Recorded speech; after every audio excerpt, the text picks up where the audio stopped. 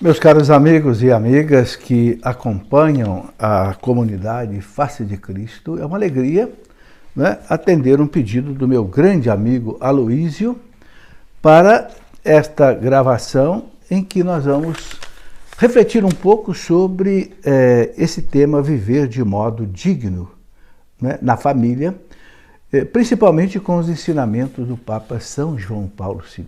É um assunto assim bastante importante, fundamental nos dias de hoje, e que eu vou colocar aqui essa nossa participação com muita alegria. Quero começar rezando com vocês, pedindo a graça de Deus, a bênção de Deus, porque Jesus disse, né, sem mim nada podeis fazer. Em nome do Pai, e do Filho, e do Espírito Santo. Amém. Vinde, Espírito Santo, enchei os corações dos vossos fiéis, acendei neles o fogo do vosso amor. Enviai, Senhor, o teu Santo Espírito, e tudo será criado, renovareis a face da terra. Oremos, ó Deus, que instruíste os corações dos vossos fiéis com a luz do Espírito Santo. E fazei que nós apreciemos retamente todas as coisas segundo o mesmo Espírito e gozemos sempre da sua consolação, por Cristo nosso Senhor. Amém. Que a Virgem Maria, meus irmãos, nos acompanhe nesta hora. Ave Maria, cheia de graça, o Senhor é convosco. Bendita sois vós entre as mulheres e bendito é o fruto do vosso ventre, Jesus. Santa Maria, Mãe de Deus, rogai por nós, pecadores, agora e na hora de nossa morte. Amém. Glória ao Pai, ao Filho e ao Espírito Santo, como era no princípio, agora e sempre. Amém. Em nome do Pai, do Filho e do Espírito Santo. Amém.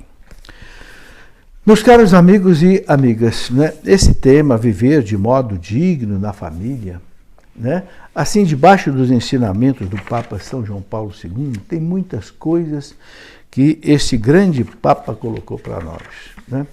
Papa João Paulo II, no ano de 1994, ele escreveu uma encíclica, não é bem uma encíclica, foi um documento que ele chamou de Carta às Famílias. Um documento que vale a pena nós todos conhecemos, 1994. E nesse documento da Carta às Famílias, o Papa São João Paulo II, ele fala profundamente sobre a importância da família, sobre os problemas da família de hoje, as ameaças que a família sofre. Então, eu quero começar um pouco por aí, né? Já que nós queremos viver de maneira digna na família, né? E o Papa ele coloca várias coisas fundamentais. Por exemplo, ele coloca que a família é o santuário da vida. Algo fundamental. Duas palavras importantíssimas. Santuário da vida. Santuário, você sabe, é um lugar sagrado. Quando você entra na igreja, no templo, né, silêncio, lugar de adoração. É a casa de Deus. É um santuário, lugar sagrado. E o Papa diz, a família, então, é um lugar sagrado. Lugar sagrado do quê? Da vida. A vida é gerada na família, criada na família, educada na família, vivida na família e acaba também na família. Então, a família, ela se constitui num escudo de proteção da vida. Quando a família começa a ser destruída, a vida começa a ser destruída. É por isso que hoje nós temos, né, tantas ameaças aí à vida, o aborto, a eutanásia, né, as manipulações de embriões, né, todas essas coisas. E tudo aquilo que afeta a família vai afetar a vida. O Papa colocava que a família é o santuário da vida. Ele dizia, a família é um patrimônio da humanidade. Patrimônio. Aquilo que você não abre mão. Ele dizia, a família é insubstituível por qualquer outra instituição. Hoje, infelizmente, estão inventando uma porção de famílias alternativas. Não, para Deus, diz o Papa João Paulo II, só existe uma família. Aquela que Deus uniu o homem com a mulher, está lá no livro do Gênesis, né, capítulo 2, versículo 23 e 24. Depois que Deus criou o homem, viu que o homem sozinho não era feliz, então ele fez a mulher. Vou te dar, Adão, uma ajuda adequada. Essa palavra aparece 2 vezes ali no Gênesis. Vou te dar uma ajuda adequada. Ou seja, não é qualquer coisa, não. Porque Deus tinha dado para Adão todos os seres criados e chamou Adão para dar nome às coisas. Dar nome na Bíblia significa tomar posse, é seu.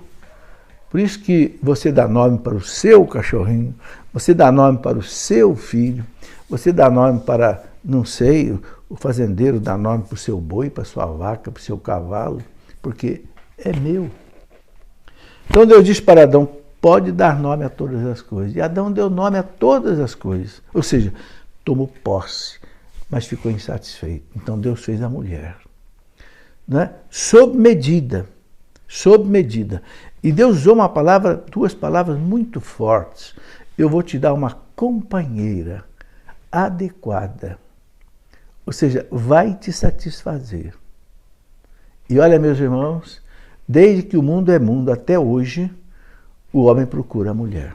E a mulher procura o homem. E ninguém consegue acabar com esta união. Pode aumentar o preço do feijão, pode aumentar, né, a inflação, pode ser o que for, os casamentos continuam. Porque Deus colocou no coração do homem e da mulher esta complementariedade. Um completa o outro. Aquilo que o homem não tem, a mulher tem, e vice-versa. A gente sabe muito bem, né? Basta olhar um pouquinho a psicologia do homem, a psicologia da mulher, a gente vê. Então, Deus, na sua sabedoria e bondade, tirou a mulher da mesma natureza do homem. Né? Tirou um pedaço da costela. Olha que coisa interessante. Você sabe que a costela recobre o coração, não é? Se alguém toma uma pancada aqui no peito, não pega no coração. Por quê? Porque a costela defende. E Deus tirou Eva de uma costela de Adão. Interessante isso, né? O livro do Eclesiástico, lá no capítulo 26, ele fala uma coisa muito bonita. Ele fala assim, feliz do homem que tem uma boa mulher, porque ela vai duplicar os anos da sua vida. Feliz o homem que tem uma boa mulher, porque ela vai duplicar os anos da sua vida. E é verdade. Eu tive uma boa mulher, 40 anos. Essa mulher me deu 5 filhos, 12 netos. Né? Me ajudou muito. No meu trabalho até, na editora que eu criei, né? Editora Cleofas, ela conduzia a editora, tudo. E eu podia fazer outros trabalhos que eu tinha que fazer. Né? Então Deus deu ao homem uma ajuda adequada. Né? E Adão, quando viu Eva, ficou extremamente feliz, né? Está lá no livro do Gênesis, capítulo 2, versículo 23, Adão fala para Deus, agora sim. Agora eu tenho alguém que é osso dos meus ossos, e a carne da minha carne, ela vai se chamar mulher. Por que ele deu o nome a ela de mulher? Porque mulher, no hebraico, Ishá, é o feminino de homem, que é Ish. I-S-H, Ish, é homem no hebraico. Mulher é Ishá. Ele percebeu que ele estava diante de um ser como ele, só que não era ele. Era um outro eu, vamos dizer assim, né? O complementava. E aí, meus irmãos, aí Deus entra e coloca aquilo que é fundamental. É o próprio sentido do casamento. Eu até escrevi um livro com esse título, né? Deus olha para os dois e disse, tudo bem. Então, agora o homem deixa a casa do seu pai e da sua mãe, se une à sua mulher e sereis uma só carne. Sereis uma só carne. Esse é o sentido mais profundo do casamento, de onde vai nascer a família, que Deus colocou para o casamento como, né, a sua finalidade. Né? O homem deixa a casa de seu pai e da sua mãe e se une à sua mulher. Se une à sua mulher, não une a outro homem. Nem a mulher vai unir com outra mulher, a mulher vai unir com o homem vai unir com a mulher. E sereis uma só carne. Ou seja, o desígnio de Deus para o casamento, como o Papa João Paulo II explica, é um desígnio de amor, de unidade, de complementariedade. Não é? E essa união é feita exatamente no amor dos dois. Daí nasce a família. Daí nascem os filhos. Então Deus diz para o casal: crescei e multiplicai. Dominai a terra. Então Deus entregou na mão do casal, o que equivale a dizer, na mão da família, o crescimento, a multiplicação e o domínio do mundo. Crescei e multiplicai. Né? E é bonito que antes de Deus dizer multiplicai, Deus diz para o casal: crescei. Crescei. Eu estou colocando um ao lado do outro para cada um fazer o outro crescer. Então, por isso que o Papa João Paulo II fala que a família é sagrada. Sagrada por quê? Porque a família nasceu do coração de Deus, do desígnio de Deus, da vontade de Deus. Por isso que o Papa João Paulo II dizia: a família é insubstituível. Não tentem trocar a família por uma outra instituição, porque não vai dar certo. Só vai haver sofrimento, né, e dor. Ele dizia: a família é a célula máter da sociedade. Né? Deus, quando quis fazer quando quis que a humanidade existisse, né? Deus fez um plano, Deus fez um projeto. Que plano é esse? Vamos gerar a família. A família é o projeto de Deus. Quando você vai fazer uma casa, um prédio, primeiro você faz um projeto. Projeto arquitetônico, projeto hidráulico, projeto, não sei, de segurança, de engenharia civil. Né? Depois você vai construir. Então Deus, quando pensou na humanidade, essa humanidade que Deus quis que fosse a sua imagem e semelhança para viver com Ele, participar da sua vida bem-aventurada, que é a finalidade da nossa vida, Deus então criou a família. Então os pilares da sociedade, meus irmãos, os pilares, as colunas que sustentam a sociedade é a família. Mas a família cristã, a família conforme o desígnio de Deus. Por isso que o Papa diz: a família é insubstituível.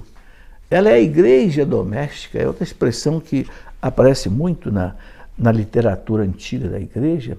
Lá nos primeiros séculos, quando, né, a igreja não tinha ainda templos, porque o cristianismo era proibido em Roma, na Roma pagã.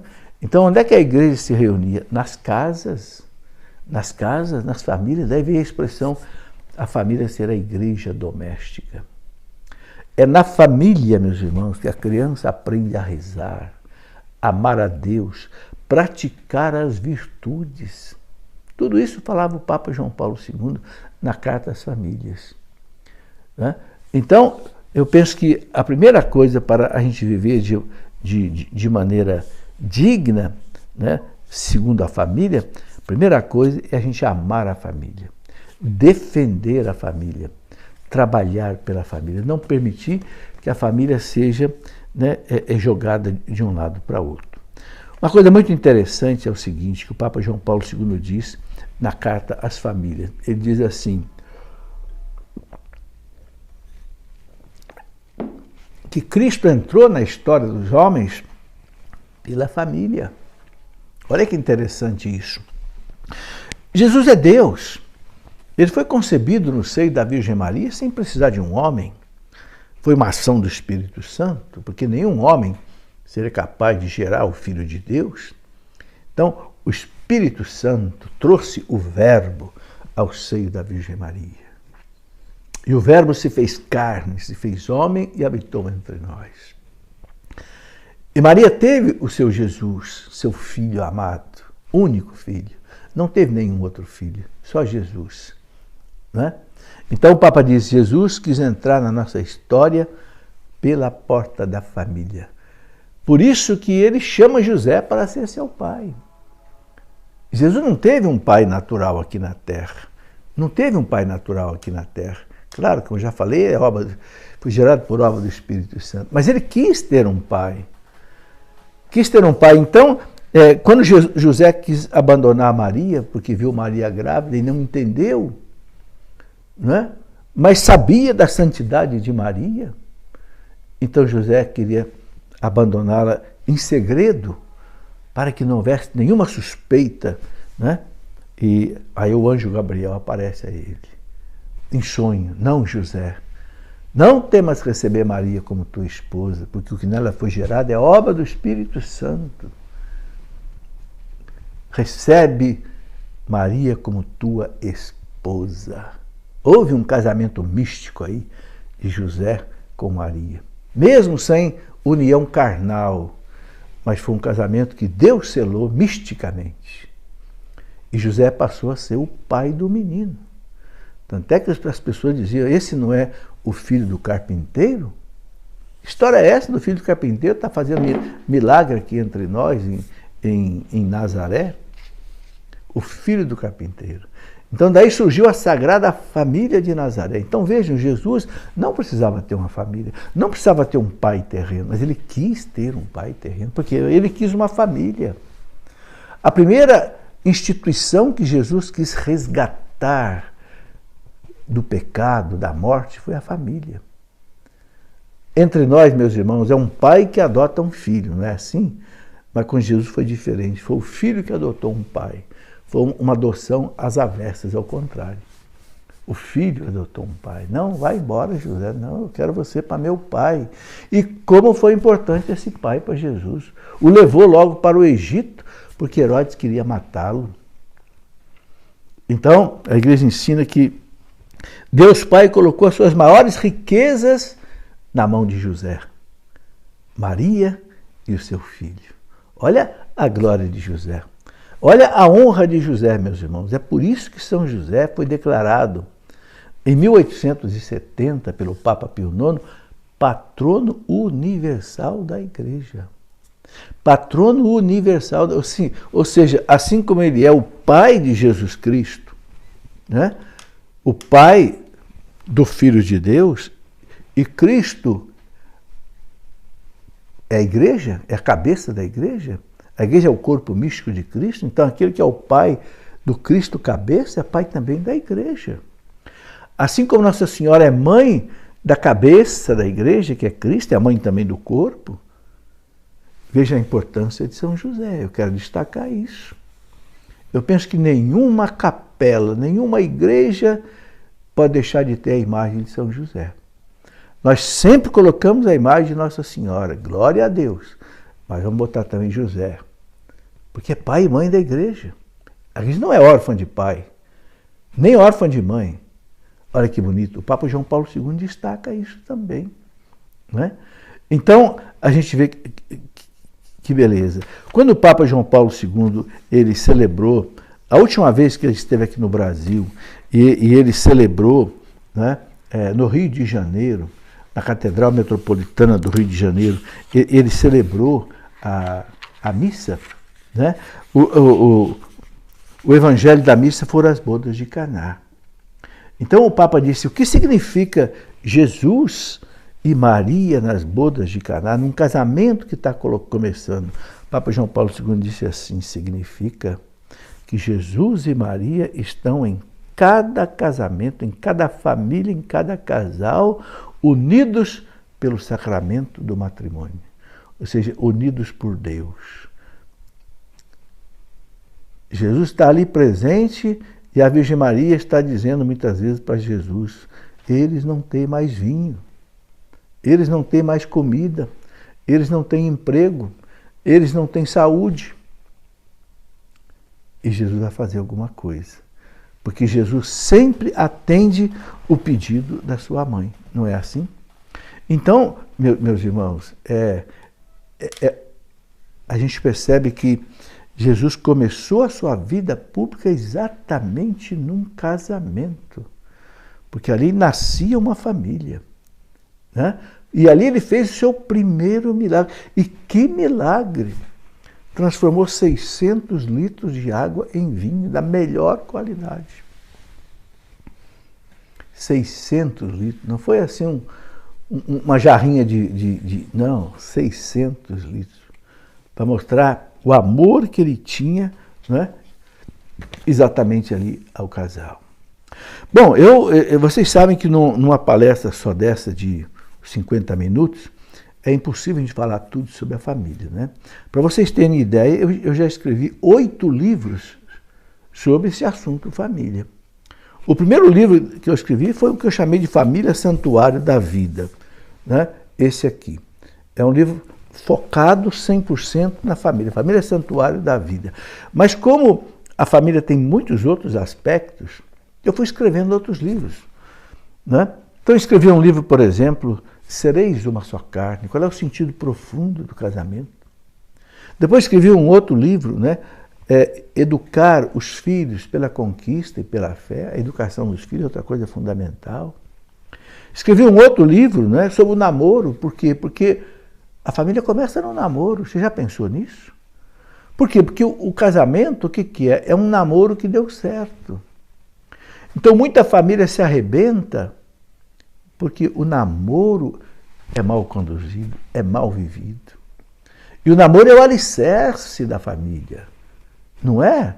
Não é no namoro que você vai escolher aquela pessoa que vai se unir a você, constituir uma família com você. Infelizmente, meus irmãos, o namoro hoje está, para usar uma expressão que o povo conhece bem, está avacalhado. Avacalhado. Se faz do namoro apenas um meio de viver a vida sexual, não sei o que. Não pode ser assim. Então, viver de modo digno na família, conforme o Papa ensina, a primeira coisa é a gente viver no namoro, ensinar os jovens a viver no namoro a castidade. Não é o tempo de viver a vida sexual. Não ponha o carro na frente dos bois. Não. A união sexual só pode existir depois que o casal coloca na mão essa aliança de casado. Aliança quer dizer compromisso de vida. Por que a aliança é fechadinha assim? Quer dizer o seguinte, quem está dentro não saia, e quem está fora não entre. Não entre na intimidade do casal. Mas é só no casamento, né? É só no casamento que aquela mulher é sua. Aquele homem é seu. Eu te recebo como minha esposa. Isso é só no casamento. Não é no namoro nem no noivado. Eu te recebo como meu marido.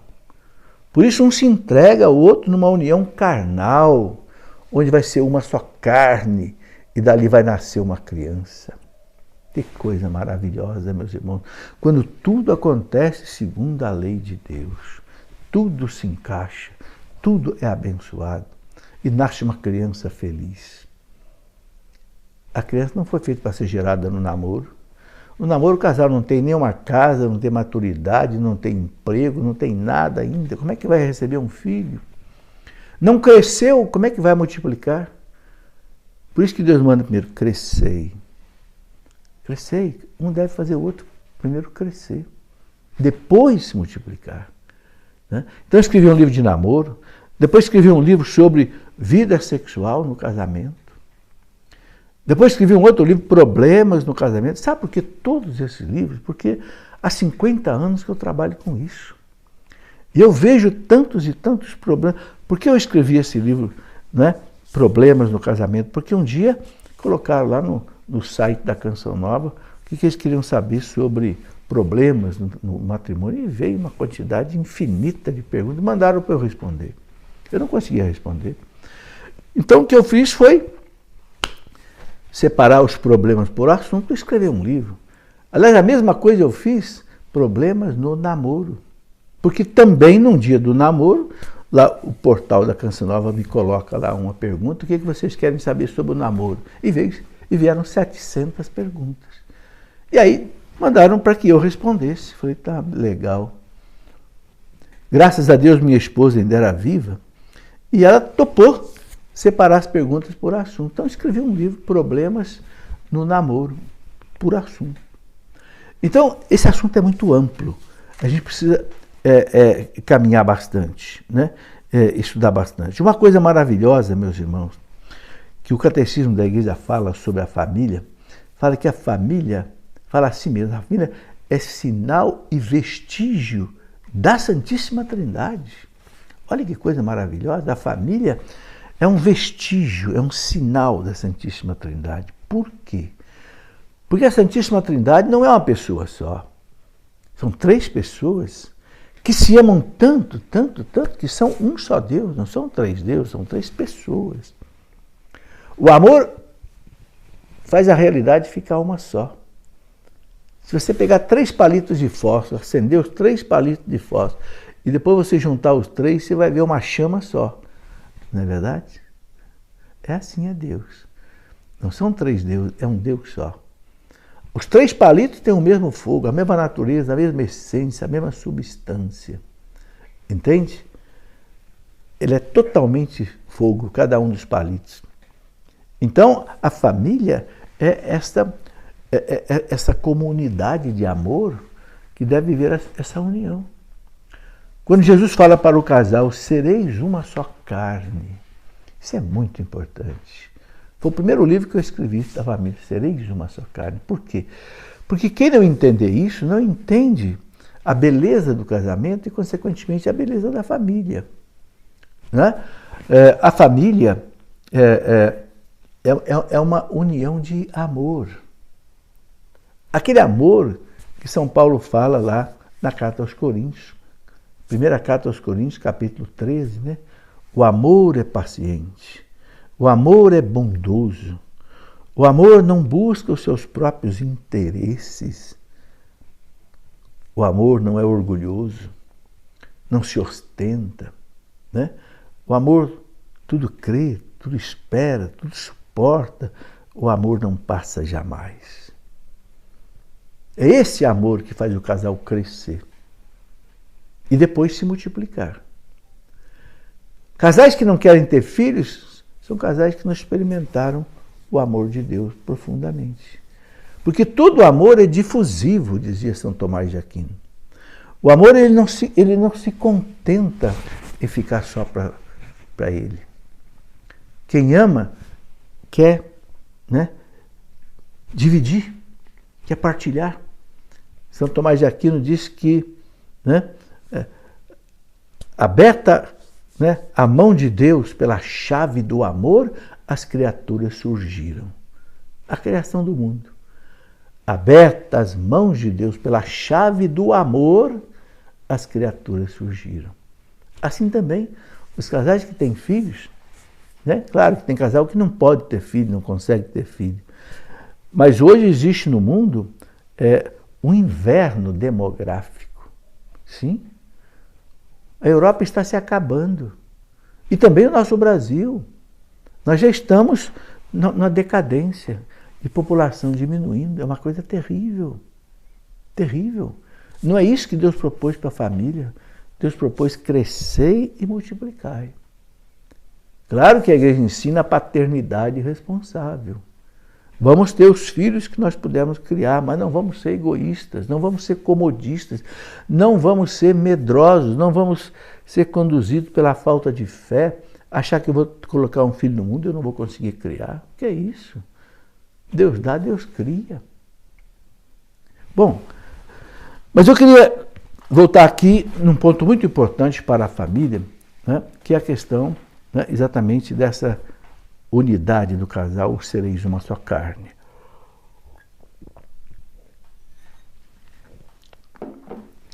O que faz o casal ser feliz? O que faz o casal crescer? O que faz o casal um enriquecer o outro? É a unidade do casal. Claro que essa unidade, eu já falei, é feita pelo amor. Amor que é paciência, amor que é perdão, amor que é misericórdia, amor que é a quebra do egoísmo, né? Claro. Então isso vai fazendo o casal ser unido. Nós, meus irmãos, nós somos criados, né, em ambientes diferentes. O marido veio de uma família, a mulher veio de outra família, muitas vezes completamente diferentes. Daqui a pouco nós começamos a viver juntos. E é claro, é normal que as nossas diferenças muitas vezes gerem atritos, né? Então tem que haver aí esse lubrificante do amor para fazer com que esses dentes da engrenagem não se quebrem. Quando a roda da vida começar a funcionar. Não é? Então eu gosto muito de explicar que a unidade é uma coisa fundamental. Não é? E unidade não quer dizer simplesmente estar junto. Não. Tem casal que vive junto, mas vive brigando. Dorme na mesma cama, come na mesma mesa, vive debaixo do mesmo teto, mas não estão unidos. Um mente para o outro, um engana o outro, às vezes rouba o outro. Uma vez uma mulher me disse, eu tenho que roubar dinheiro do meu marido, porque ele não me dá dinheiro nem para comprar minhas roupas íntimas. Acontecem essas coisas. Entende? Então, a unidade não é só estar junto. Não, é muito mais do que isso. Uma comparação que eu faço, né? Uma coisa é você ter num prato arroz e feijão misturados, ainda sem cozinhar, crus. Você consegue separar? Consegue. Você pode colocar a tua mão ali, vai tirando primeiro o feijãozinho, que é escurinho, né? Pode dar trabalho, mas se você tiver paciência, você tira o feijão e depois fica o arroz separou. Alguém podia dizer, nossa, como é que foi possível separar? Você falou, separei, porque estavam juntos, mas não estavam unidos. Percebeu? Agora, imagina você misturar meio copo de café com meio copo de leite e mexer. Aí você tem um café com leite. Aí eu pergunto, será que é possível agora você separar? Não dá mais. Por quê? Porque agora eles não estão só juntos, eles estão unidos. Formou um novo produto, com uma nova composição química, uma nova cor, um novo sabor. Não dá mais para entrar uma mão ali e separar o casal. Não dá. Olha que eu fui diretor de uma faculdade de engenharia química há muito tempo. Você não consegue separar mais, mas nem por centrifugação, nem por filtração, nem por evaporação, nem por, não sei, eletroforese. Você não consegue mais. Por quê? Porque formou um novo produto.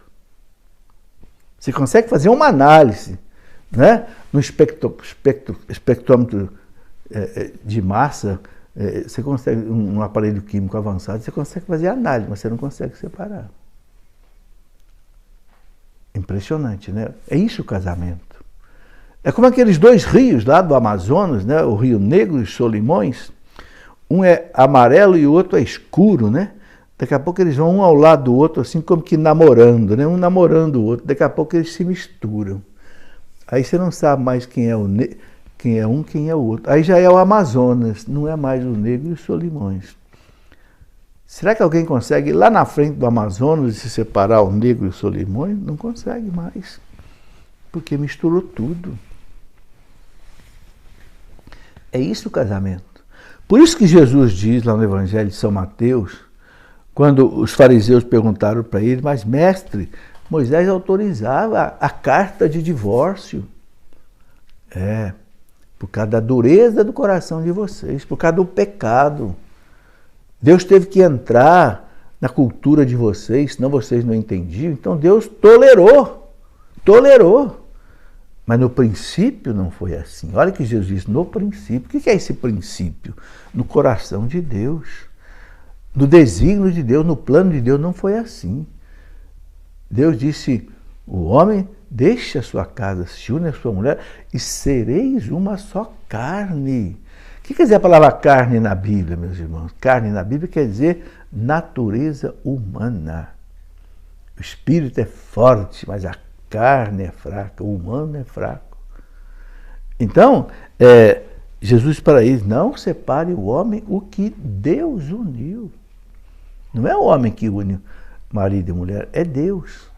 É claro que às vezes Deus não uniu. Existem muitos casos de casamentos nulos, né? Muitos casos em que faltou consentimento pleno, houve engano, um tapeou o outro. Então, o tribunal da igreja vai analisar caso a caso. Quando um casal se separa e pede que a igreja reconheça a nulidade do casamento, a igreja nunca anula casamento. Mas a igreja pode reconhecer que o casamento não aconteceu. Ele foi nulo desde a celebração. É o que o tribunal faz. Então a igreja fala para os dois, vocês não se casaram, vocês são solteiros. Mesmo que vocês tenham tido filhos, vocês são solteiros. Porque não houve o consentimento pleno. Né? Isso é uma outra história sobre nulidade que tem que ser estudado à parte. Né? Mas então, a unidade do casal é fundamental. E nessa unidade, meus irmãos, para que a família seja forte, porque, veja, falar de família, segundo o Papa João Paulo, é falar de casamento. Porque onde é que a família é forte? Quando o casamento é forte. Onde é que a família é santa? Quando o casamento é santo. Entende? Então, nessa unidade do casal, nós temos que entrar com dois ingredientes. O primeiro é a fé. É a fé. Né? Família que reza unida permanece unida. Essa é uma frase que eu ouço desde que eu era criança dos meus pais. Meu pai, minha mãe, meus irmãos, todo dia, nós éramos 9 irmãos. Eu era o do meio, eu era o quinto. 4 para cima e 4 para baixo de mim. Eu me lembro bem. Todo dia, às 6 horas da tarde, em ponto, podia chover canivete, como se diz. A minha mãe chamava todo mundo para o quarto dela, com meu pai também junto, ia, e nós rezávamos o terço todo dia. Todo santo dia. Se chegasse uma visita nessa hora, a minha mãe dizia para a visita assim, olha, são 6 horas, a hora em que o ponteiro maior aponta para o céu e o ponteiro menor aponta para a terra. Então é a hora da terra olhar para o céu e louvar a Virgem Maria e louvar a Jesus no terço. Então, você quer vir rezar com a gente ou você espera a gente aí na sala? Mas ela não adiava o terço. Me lembro muito bem disso. Meus irmãos, que alegria eu dizer para vocês o seguinte, dos meus 7 irmãos, 2 já morreram. Morreram na graça de Deus. E os 7 que estão vivos, todos estão casados na igreja. Nenhum deles experimentou a separação. Eu devo ter aí uns 30 e tantos sobrinhos. Não é? Todos os irmãos aí casados. Né? Que beleza. E eu transferi isso para a minha casa, meus filhos. Eu rezava os textos com os meus filhos e rezo ainda hoje. Hoje eu estou viúvo, já faz 8 anos, eu moro sozinho. Mas toda quarta-feira eu reúno os meus filhos, meus netos na minha casa e nós rezamos um terço. E que coisa bonita. Vocês sabem quem que reza, puxa as 5 dezenas? São os netinhos mais novos. Os netinhos de 10 anos, 8 anos, 12 anos, cada um deles puxa os 5 mistérios do terço. E assim vai aprendendo a rezar o terço. Vai aprendendo a ter devoção à Virgem Maria, aos mistérios do Santo Terço. Então, a primeira coisa que nós precisamos na família é a força espiritual. A família é o santuário da vida. Papa João Paulo II diz, é ali na família que a criança deve aprender a orar, a amar a Deus, amar o próximo.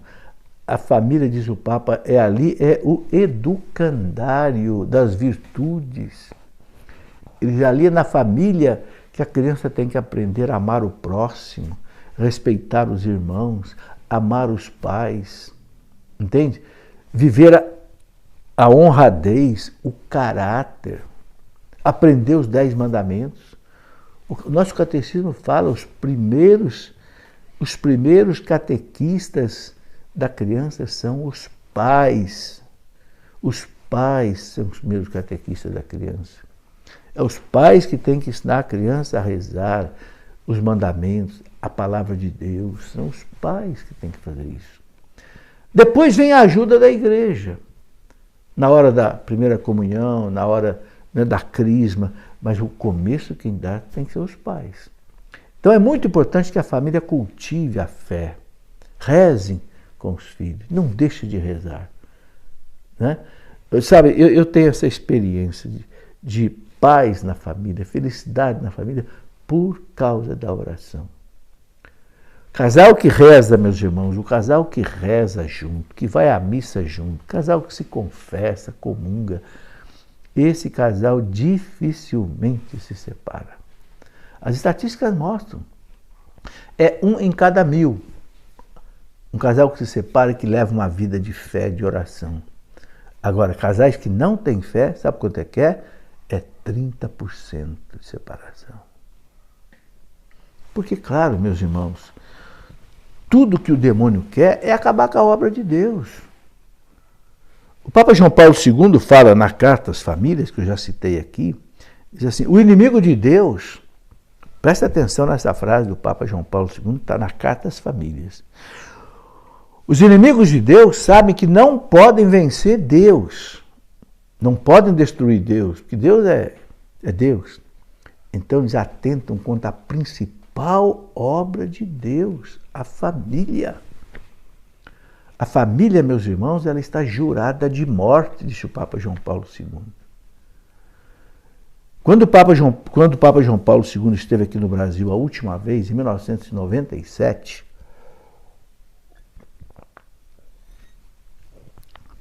ele mandou celebrar aqui no Brasil 2 coisas, né? Primeiro, o encontro dele com as famílias.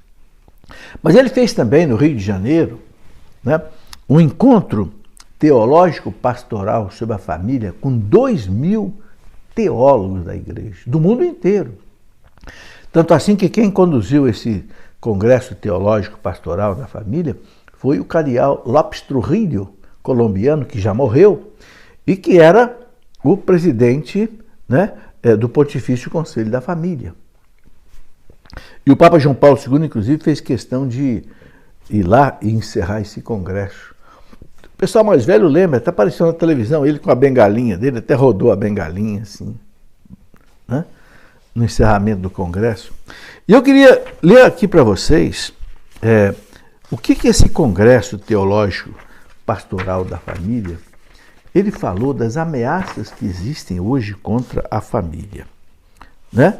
Bom, primeiro o Papa João Paulo II disse o seguinte, João Paulo II disse assim, nos nossos dias, infelizmente, vários programas sustentados por meios muito poderosos parecem apostados na desagregação da família.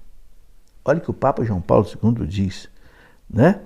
Meios muito poderosos. Ele não quis falar Fundação Rockefeller, Fundação C.Q. Ford, a ONU, né? Porque o Papa é um chefe de Estado, ele não pode, né, quebrar a diplomacia de qualquer maneira. Desses meios muito poderosos, a gente entende. Às vezes até parece que se procure de todas as formas possíveis apresentar como regulares, entre aspas, e atraentes, né, situações de fato irregulares. Estas contradizem o verdadeiro amor. Bom, mas aí eu quero colocar aqui para vocês o que esse Congresso Teológico Pastoral da Família do Rio de Janeiro, eles escreveram uma carta no final do congresso, chamada de Carta às Famílias. E aí eles colocaram o seguinte, né? Apenas 2 itens que eu gostaria de colocar aqui, né, que o Congresso Teológico Pastoral da Família colocou. Primeiro eles falaram assim, olha, 2.000 teólogos. A família está sob a mira de ataque em muitas nações. A família está na mira de ataque em muitas nações. Uma ideologia antifamília tem sido promovida por organizações e indivíduos que muitas vezes não obedecem nem os princípios democráticos.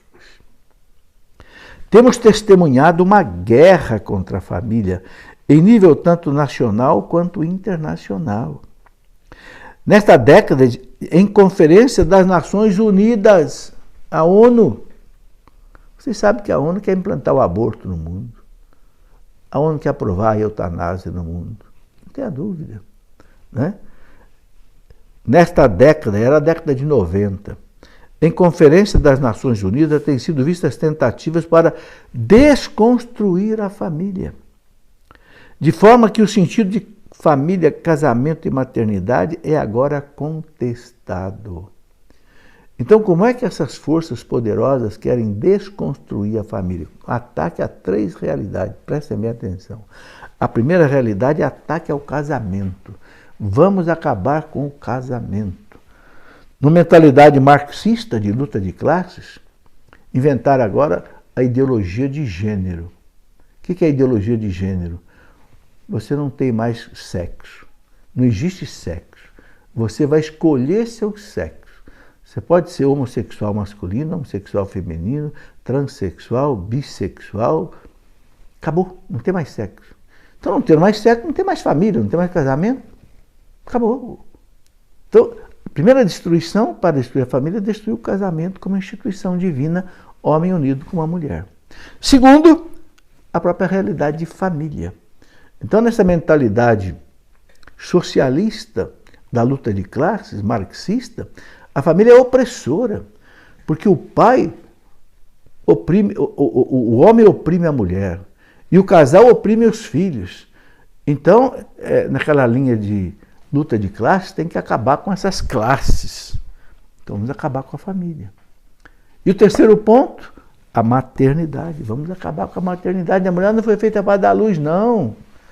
Vamos criar aí um útero mecânico. A mulher não foi feita para dar luz, não. Então, houve lá na China uma conferência da ONU sobre a mulher, em 1995, né? E o Vaticano mandou uma representante com uma comitiva, a doutora Mary Ann Glendon, e ela ficou horrorizada quando ela esteve lá.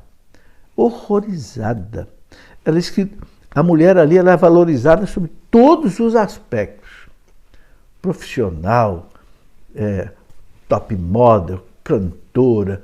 A única mulher que não era valorizada era a mulher mãe, esposa e, para usar uma palavra bem conhecida, dona de casa. Esta mulher, esta é um lixo.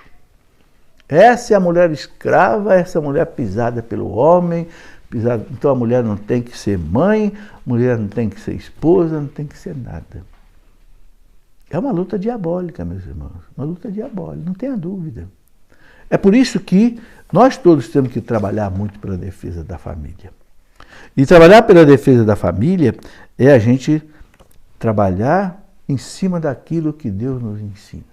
Então, primeira coisa que eu quero deixar bem claro, sem uma vida de oração, sem uma vida espiritual, sem a reza do terço, sem a prática dos sacramentos e a palavra de Deus, nós não vamos ter uma família forte. Nós não vamos viver, né, de maneira digna na família, conforme o Papa João Paulo II recomendava. Então, um lado é esse que eu queria colocar bem claro. O primeiro ponto, o ponto da vida espiritual. Não se iluda.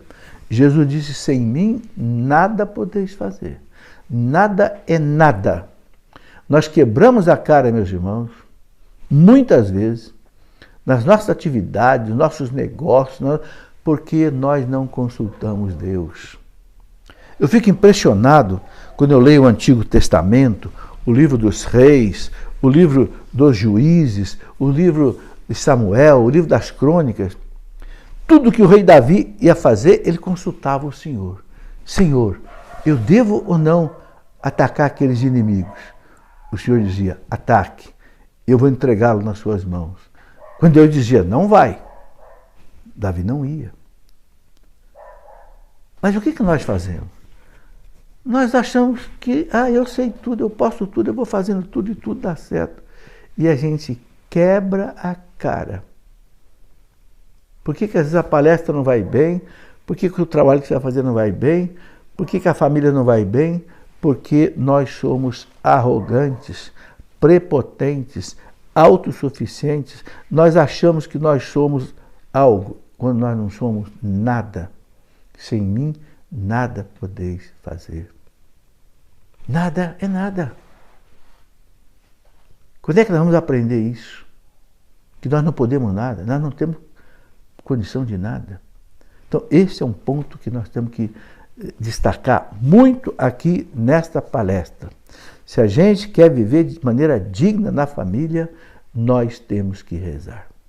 Porque, meus irmãos, nós somos fracos. O pecado original enfraqueceu a nossa natureza. Nós somos soberbos, orgulhosos, vaidosos, arrogantes, prepotentes, autossuficientes, presunçosos, não é verdade? Somos egoístas, somos gananciosos, somos luxuriosos, não é? Nós temos inveja, temos raiva, não é verdade? Cristo morreu na cruz para nos dar a graça dos sacramentos que transformam a nossa vida. E a gente não consegue vencer essas misérias da nossa carne. Pobre da família, meus irmãos, que não tem Deus. Triste da família que não reza. Vai ser sacudida pelo demônio. Bom, o segundo ponto que eu gostaria de colocar é também a parte humana. Nós somos seres humanos, nós temos, né, a nossa parte natural e a nossa parte sobrenatural. Então nós precisamos também cuidar da natureza, né? Eu gosto muito de uma coisa que eu coloquei no meu livro Família Santuário da Vida. Eu gosto muito daqueles 10 mandamentos do casal. Esse trabalho aqui eu fui encontrar num livro americano. Foram psicólogos americanos, terapeutas conjugais, que escreveram os tais 10 mandamentos do casal. Eles não são padres, não são teólogos, são leigos, psicólogos. E eles colocaram 10 normas assim humanas que devem ser vividas com a ação da graça de Deus. Com o auxílio da graça de Deus, você pode viver esses 10 relacionamentos humanos aqui. Então ele fala, primeiro, nunca irritar-se os dois ao mesmo tempo. Não, porque irritar os dois ao mesmo tempo dá briga. Então, quando um está irritado, o outro deve manter a calma, fica quieto. Nem que ele atire pratos em você. Mantenha a paz. Ah, mas eu não tenho sangue de barata. Eu sei, mas você ama seu casamento, você ama seus filhos, você ama sua família. Então, fecha a boca. Deixa o outro se irritar, depois você conversa com ele. Segundo, nunca gritar um com o outro, a não ser que a casa esteja pegando fogo, né? Nos Estados Unidos as casas são feitas de madeira, de papel, queima à toa, né? Não gritar com o outro, gritar ofende, gritar machuca. Eu tinha um cunhado que era açougueiro, ele dizia assim, gritar não adianta mesmo não, porque tudo que era porco que eu matava, morria gritando, mas morria. Não adianta gritar não. Terceiro, se alguém deve ganhar na discussão, deixar que seja o outro. Porque o casal não deve discutir. O casal tem que dialogar, é diferente. Discussão é cada um puxando, né, a coisa para o seu lado. Puxando a brasa para a sua sardinha, como diz. Dialogar é diferente. Os dois estão caminhando na mesma direção. Né? O Antoine Exupéry, lá no Pequeno Príncipe, ele dizia, amar não é olhar um para o outro só, é olhar os dois na mesma direção. Na mesma direção. É o diálogo, não é? Né? A discussão é como a briga de boxe, termina com um caído no chão e o juiz levanta o braço. Coisa mais estúpida, né? Alguém conquistar uma vitória arrebentando o outro.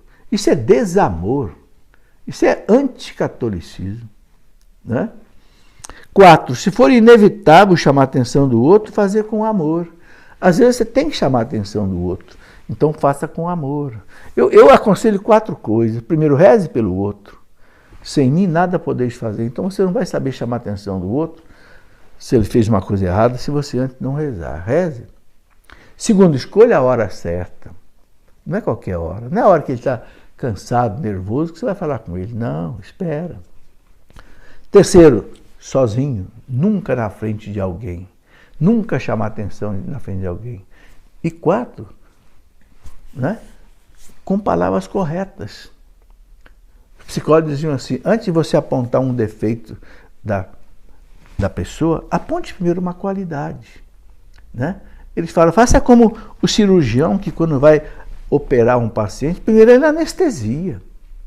O paciente não sentir dor. Né?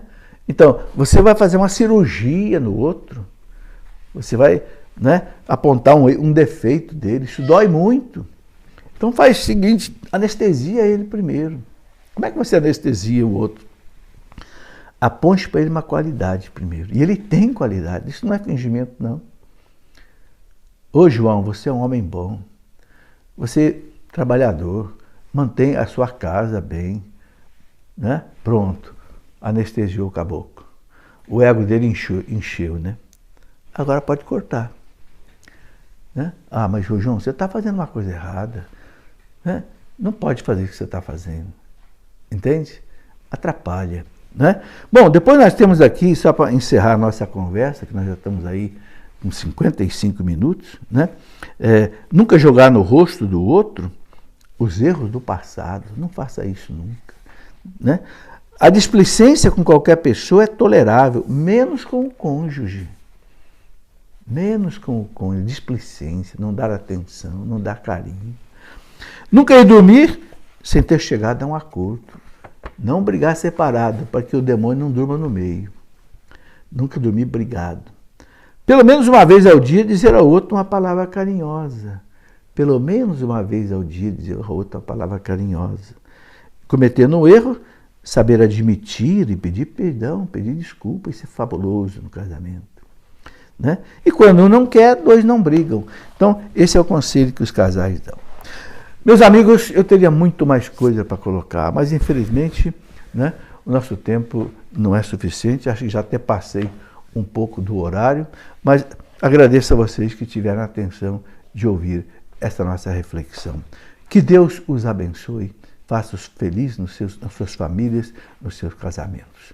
Em nome do Pai, e do Filho, e do Espírito Santo. Amém.